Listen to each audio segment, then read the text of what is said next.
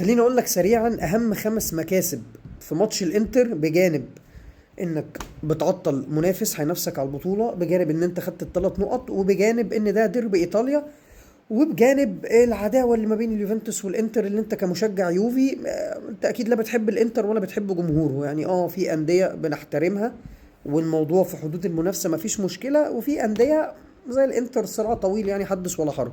خلينا نخش في الموضوع على طول. اول حاجه، الانتصار الدرامي اللي في الدقايق الاخيره ده بيديك دفعه ذهنيه ومعنويه ان لا انا اقدر، لا العناصر بتاعتي تعرف تحارب لاخر لحظه، لا انا الموضوع مش هيبقى متوقف ان انا اكسب الماتشات السهله بس استنى المنافس هو اللي يتكعبل، لا انا هكعبل المنافسين واخد منهم 3 نقط. فدي لما كمان تحصل في اول الموسم بتديك دفعه معنويه. عارف احساس ايه؟ التقيل خلص فخش على السهل وانا مرتاح. عارف الامتحانات كده اما تمتحن المواد الصعبه في الاول وتقفلها، فبتبقى داخل بقى للسهل بقى، تعالالي بقى انت داخل فريش بقى وفايق له. فدي حاجه كويسه.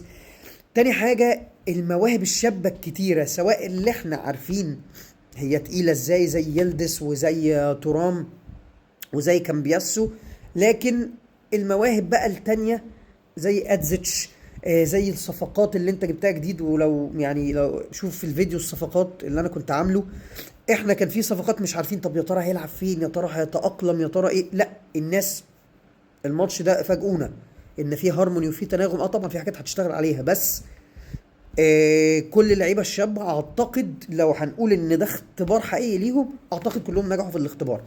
تالت حاجه، الشخصيه بقى والصلابه نفسها. ان احنا بنتكلم على الاختبارات التكتيكيه للعيبه الشابه، لا انا فاجئني بقى كمان الروح اللي عندهم. ودي كانت حاجه كانت غايبه، كنا دايما بنتكلم عليها.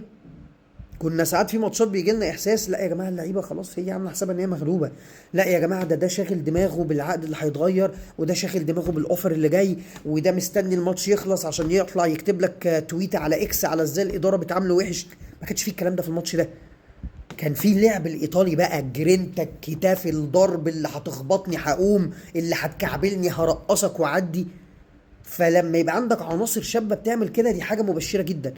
الحاجه الرابعه، زي ما قلت لك، الانطلاقه بقى القويه في اول الموسم، اللي انت هتقيس عليها حاجات جايه كتيره جدا. اللي انت هتقيس لعيبه خدت ثقه، مدرب بقى مطمن من العناصر بتاعته. ودي هاخدنا الحاجه الخامسه، المرونه التكتيكيه. ان ما بقتش بتغير مركز ومركز، ودي كانت مشكله عندنا قبل كده ونقعد نعيط ما ده اللي موجود هنعمل ايه. لا بقيت بتغير مراكز اللعيبه مع كمان طريقه اللعب مع شكلك في ارضيه الملعب. فالمرونه التكتيكيه دي حلوه جدا.